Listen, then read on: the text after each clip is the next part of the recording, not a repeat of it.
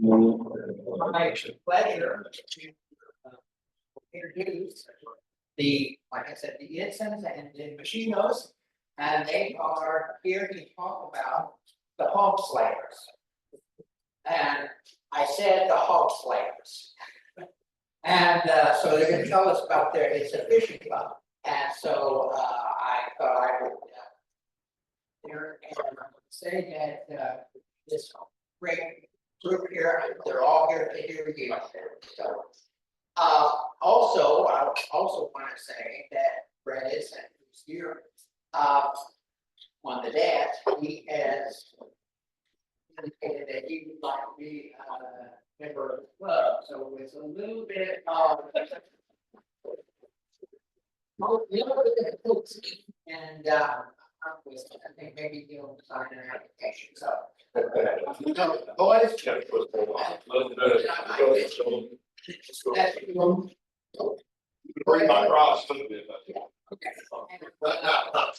Boys are here to hear you. First time I've seen somebody talk about fishing in a tie. Well, Larry and I have a funeral when we're done, so we had to come somewhat professional. All right, go ahead. Okay. Like Larry said, I'm Brett Edson. That's Sean Messino. This is Sean's boy Sam. That's my boy Andy. These two kids have fished probably their entire lives. They're 13 and 14. Back in 2021, there was this group that came to the Camden area called the National Youth Fishing Association. And I knew a little bit about them because when I lived in southern Missouri, I was a boat captain for one of the high school teams down there on Table Rock and Bull Shoals Lake and doing some things down there. That group was coming up our way trying to gain some interest from some Lake of the Ozarks kids. And so we hosted the meeting at the funeral home and we had probably 200 people there.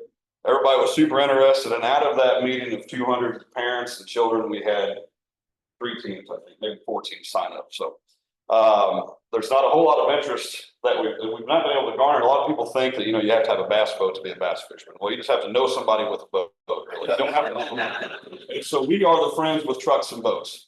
And so our boys expressed some interest in joining this league. And so we talked about it, worked it out with their mothers. That was a big deal, getting the moms on board. And so for 3 seasons now, they have fished in the National Youth Fishing Association. So briefly about what that is, it's a scholarship-based organization for youth from 4th grade all the way through their senior year of high school. There's two sides to that. The middle school division is 4th through 8th grade. The high school side obviously is 9th grade through your senior year. You can fish until you're 19, so you can fish through your senior year if you wish. Part of the format for how they fish with the club is that it's all scholarship based. So they have a 1-day tournament. Usually we fish on Sunday afternoon or Sunday mornings. Since they're in that middle school division, they only fish for 6 hours a day, or the older kids will fish for 7 to 8 hours, depending on the tournament format. Most of the time it's regular format. It's a 5 fish limit like you would on most of these other lakes. We do pre-fish with the boys, so we'll take some time, either a few days ahead of time, or if we've got time, we'll go down a week or 2 ahead and pre-fish the lake that we know, like it's Bull Shoals, Table Rock, Lake of the Ozarks, Stockton, Palmy. Those are the main lakes that we fish. Did I miss any? Those are about the same ones, right? And so format with the guys, Sean and I are in the boat with the kids. We have to sign up as a boat captain. We have to carry a special insurance personally to make sure that if they're injured or if we injure another boater or anything like that, that they're covered. It's a very strict tournament. So 2 things it teaches the boys. It teaches them about honesty. If you win a tournament, you are subject to a polygraph test. And so they understand that you have to fish professionally, even at 13 years old. Secondly, we can't do anything in the boat with them other than we can drive the boat, we can run the trolling motor, and we can net fish. If we get caught with a rod in our hand and they see us because they patrol the lake, they're disqualified immediately. And there's been a few teams that's been disqualified. They have length limits that they have to follow. They have to be able to identify species of fish, whether it's a smallmouth, a large, or a spotted bass, all kinds of things. So it teaches them a lot of things about honesty. It teaches them a lot of things about working hard, because bass fishing, like especially this time of year, is really tough. They do get the cream of the crop because they're fishing during the best 4 months of bass fishing. So patience is not taught very well because you can go catch fish just about any time. But it teaches them to fish different lakes. You know, Lake of the Ozarks is vastly different than going to the White River chain down on Bull Shoals, down on Table Rock, places like that. So, you know, here deep water for us is 40 feet. Deep water down there, we're in 200 foot of water. And so, and it's clear water. So they do learn a lot about fishing. So whenever they come home and get on familiar water, I think they're a little more comfortable, but you know, they do a great job and we're super proud of them and the work that they put in. Cause it's not just show up on Sunday and fish. Some of the other things that like with this scholarship based deal. So every tournament, the club director will put out an essay and it's fairly simple questions, but you have to give the identifying characteristics of a spotted bass. You have to put it on a piece of paper. You write your team name, your boat number, you put it in this big box at the end. And if you're drawn randomly, they can win like a laptop to go to school with. They can win additional scholarship money. I think total for their 3 years of fishing, they've got about $1,500 of scholarship money so far, which for middle schoolers is great. And that's, we're super proud of them, the work they put in. Sometimes we have to nudge them to remember to do the scholarship essay because all they want to do is fish. That's not a bad problem, but you know, so that's some of the things we have to work with them on. 2 years ago, I don't have any pictures to show you, by the way, because with this group, we can have zero communication with the outside world when we're fishing. We can't post to Facebook. We can't call other teams. We can't call their mothers and tell them, hey, we've done a great job. Meet us at the ramp at 1:30 because we've got 15 pounds of fish. We can't do any of that. So I had to bring the props instead of showing you the props. So it's a great program that they fished out of. And you'll see these are their jerseys from this year. And so all of these sponsors, they've got sponsors on the back. You don't have to pour do that stuff, guys. Well, yeah, go ahead. Show them the back. Show them the back. Right. So they've partnered with a friend of Sean's that he has a design company. He gives the boys the jerseys, which is awesome. What they have to do is go and raise money in the community. Sean and I have to drive them to the places because obviously they can't drive. We don't do any of the work. We make them go ask the sponsors for money. And it's small, it's small sponsorship, $50, $100 stuff. But what they do with that money, the first year Sean and I funded the entire thing. And we thought, this is crazy. Because bass fishing is expensive.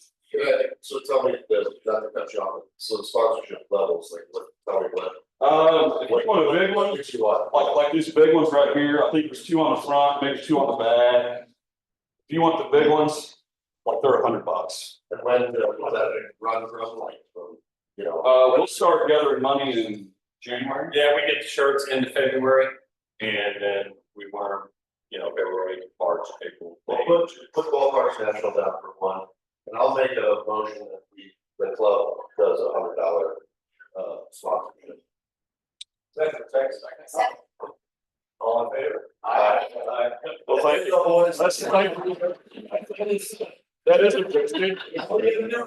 that was too easy. That goes against what we showed them, but thank you. But they do work hard. We make, you know, at the end of the season, they'll give thank you cards out and things like that. My wife will build really nice thank you card stuff, and the boys go hand them back out to the sponsors as well. They do have a couple easy ones. They got some family members that give money. But you know, fishing's hard. It does teach them patience, and it really does. It teaches them how to interact with folks in the community as well. Because to be a good steward of the lake, you got to be a good steward of the community as well. We do live in the best spot in the world to live at this point, as far as I'm concerned. You can do anything you want to here, and they enjoy fishing and golfing, playing football. Those are the 3 things that we do well at the lake. And so going back to the fishing side, though, they can run the trolling motor if they choose to. Both of these boys have their Missouri boaters license. We had them get it early. That way, if they chose to. It's a little tough when you've got 6 hours to fish to try to fiddle with the trolling motor and fish. So generally, Sean and I will run the trolling motor and let them just focus on the fishing.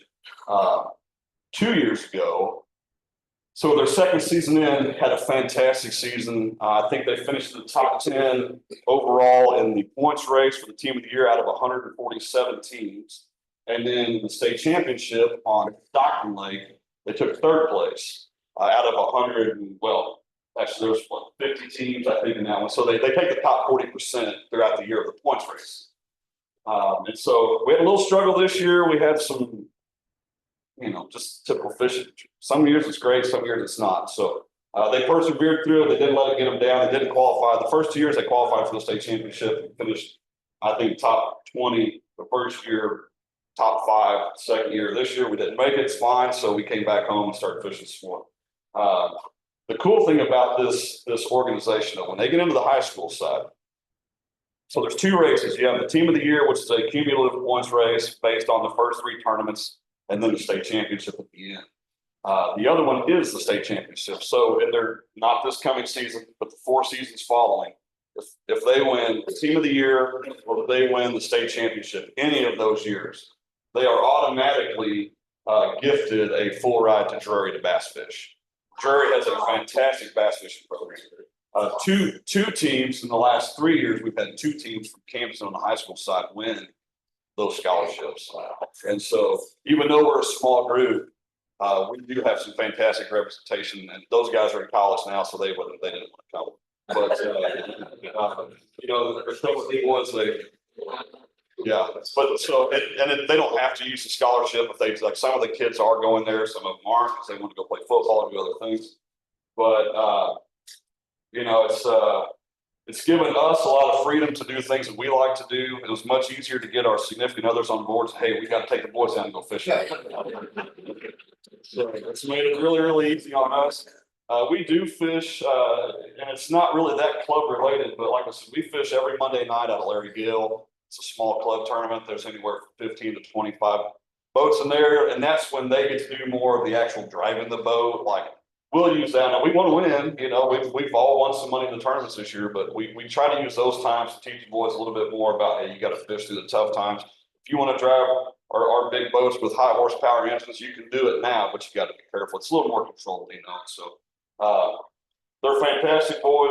We're blessed to have them. This group this youth organization that we fish out of has been around for a very long time, and there's no telling how many millions of dollars of scholarship money that they've handed out throughout the years. Like I said, even if the boys, like if they don't go to a 4-year school or even get associates, if they go to a trade school, that scholarship money can be used for that. They don't have that scholarship money in their hands right now. It is held by the club.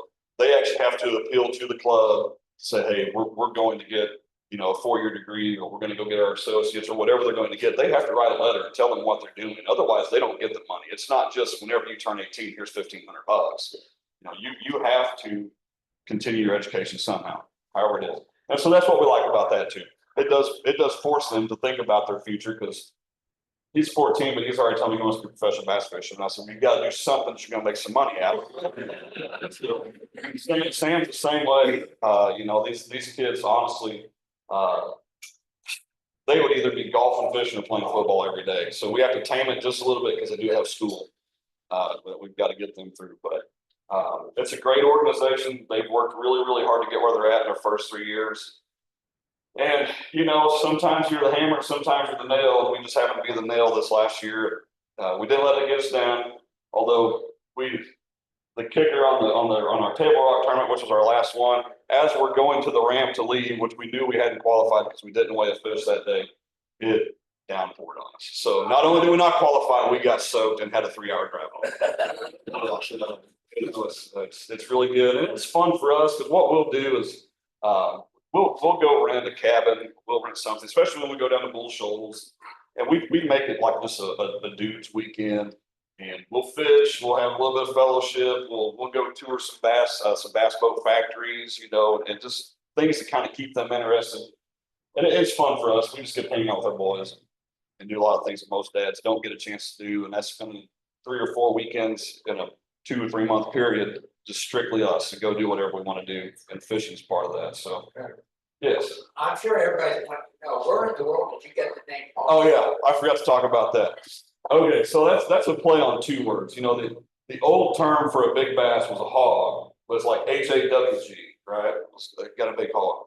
The second play is these boys play offensive line here at Camden Middle School right now. At Camdenton, if you're an offensive lineman or a defensive lineman, going back to the old Pappy T. Hawg days, our old offensive line coach, you were called a hog. And so we thought, what a better way to do it. I can't remember who came up with the name, but so we call them Team Hawg Slayers. We're not very creative, but we're going to play on this. So that's where that came from. So they're big kids. We had to buy bigger boats to haul them around. I only, the only fishing I know is for the world of hours, it's not very good. But for those that don't know, like, for the rules of the tournament, tell me like, you gotta hook them a certain, it's gotta be in the. It's gotta be in the mouth. What are the rules, like, I don't know. Yeah, there's no foul hooking allowed. A lot of times when the bass are on the beds in the spring, when they're trying to spawn and do their thing, it's super easy to foul hook a fish because you're sight fishing and you're looking at the fish and you're looking at your bait at the same time. And sometimes it's tough to tell if it's got it in its mouth and you set the hook, you get it outside the mouth, you have to throw it back. So that's the honor system thing. That's the honor system. Yeah. And I don't think we've foul hooked any yet, but if they did, even if it was one that would win them a ton of money, it'd go right back in. What are the other rules other than that? There's off limits in certain areas. Lake of the Ozarks really doesn't have a whole lot of off limits because this is the only lake that's privately owned that we fish. All the other are core lakes, and so any marinas, gas docks, anything like that, you cannot fish inside of those. So there's been some teams that's qualified fishing inside. They have, I think PB2 is off limits. Okay. That's the only one. And that's because every tournament at the lake goes out of PB2 pretty much. So there's a whole bunch of recycled fish there. You can sit in that cove and catch 30 pounds if you wanted to. They do cut it off. Yeah, the other rules, like I said, we can take fish off hooks for them. We can retie, like if they just need to if they break off and they need to get back, we can set the rod down and retie. They have to pick the rod up. Because they patrol the lake. That was on Stockton 2 years ago. We thought we'd done something wrong. I mean, the patrol boat was following us for like 15 minutes. And we're like, what have we done? Then he just waits and peels out. So we thought, okay, we're good. They're pretty strict. They cannot run the boat, even though they have their license to run the boat. They cannot. They cannot wear like the inflatable devices. They have to wear a life jacket when the big motor's in. Time limits. Yeah, we fish from, depending on the time of the year, we'll fish 6 hours. You get drawn the number randomly, regardless of when you enter the tournament, because we enter all the tournaments on day one. And so sometimes they're the first boat, sometimes they're the last. They just push it back 15 minutes, so they'll start at 7, go to 1, or 7:15 to 1:15. It's all 15 minutes. You have to be at the weigh-in at time. You go through, it's a really, I probably should have brought some pictures of that. It's a really cool setup. They've got probably 15 or 20 of these pop-up tents set up with the sponsors that sponsor the entire league. The boys come through with their weigh-in bag.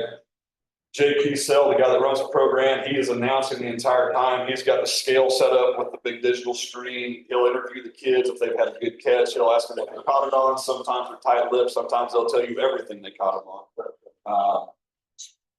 It's just a really cool event. Lots of photos being taken at that time, and that's where the parents come. It's kind of like going to a baseball game out of BPN. You've got 250 people sitting in lawn chairs. And the cool thing is they're not just cheering for their kids, they're cheering for all the kids away at fishing. It's super competitive, as bass fishing should be, but like bass fishing, it's also a community where you just cheer on everybody else because it's tough. Some people are really going to come in and have a big bag that day. Some people are going to come in and have one fish. And honestly, to see the kids with one fish, they're just as happy as the kids that bring in enough to win. And that's what's really cool about it. So it does teach them a lot of things. Humility, right? Whether you win or lose, it teaches them how to do that. We don't have, there's only one other team in their age group, so we don't have the ability to really share information.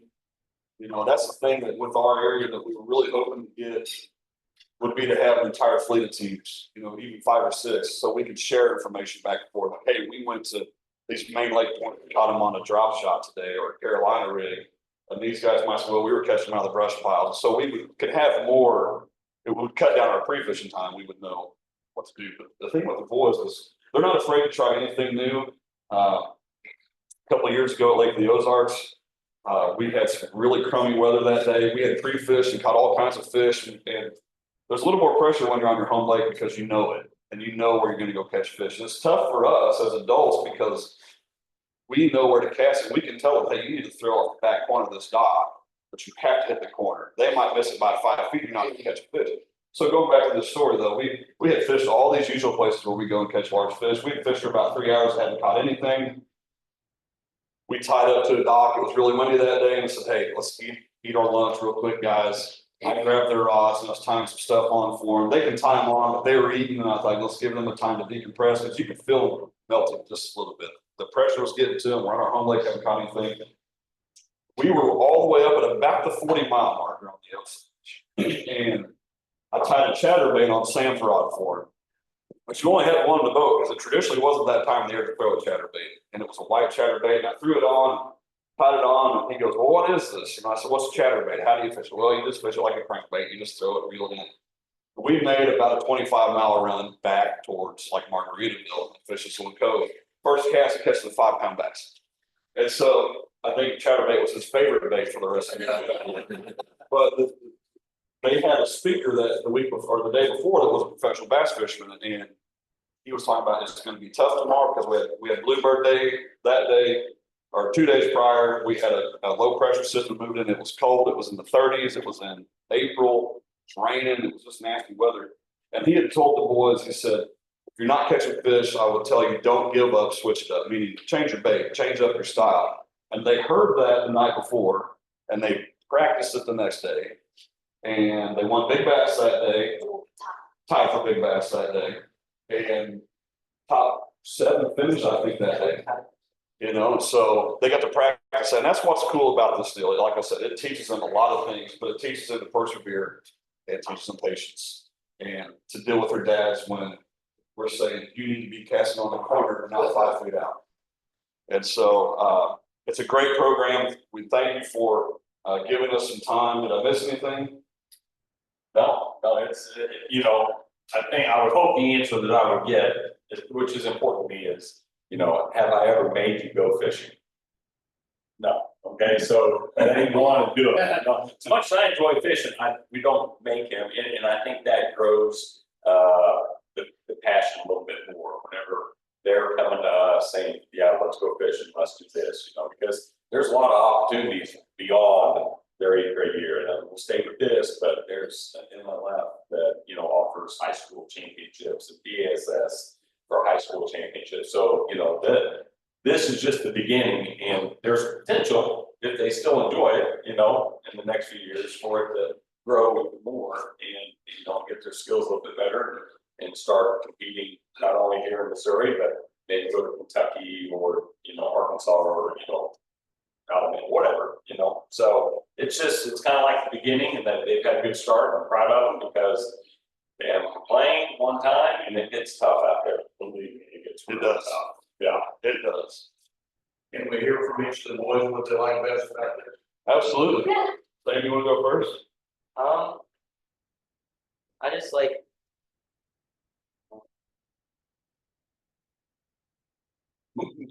You nervous? Put him on the spot. What's your favorite thing about fishing? Don't have.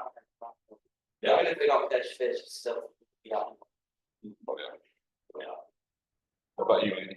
Are learning new techniques and like learnings. Yeah, we do cheat a little bit. Occasionally, we'll send the boys out with a pro. Like this year, they went out with a guy named Chad Morgan Taylor on Table. Table Rock has historically been our toughest lake, and I have no idea why. But we sent the boys out with him, and it's tough on us as dad. I think we're pretty fair fishermen. We're not pros by any means, but we'll send them out with the pros, and they'll catch 70, 80 fish in a day. And then they come out with us, and they're like, "Well, Dad, you're not doing it the right way." But we do try to we don't, like Sean said, we don't force them to fish, but we do try to do things that we can't. We're not pros. We don't get to spend every day fishing, so we try to get them with people. Marcus Secor has been a great thing for the boys. A lot of other local pros have been really, really good to the kids, and that's the thing about like the fishing community. Those guys don't care how old you are. Like they want people to be involved in fishing. They love kids getting into fishing, and they would literally donate their time to the kids. And so that's another benefit. But anyway, that's our spiel. I'm sorry I don't have pictures to show you, but I've got a process, and that's better than a picture.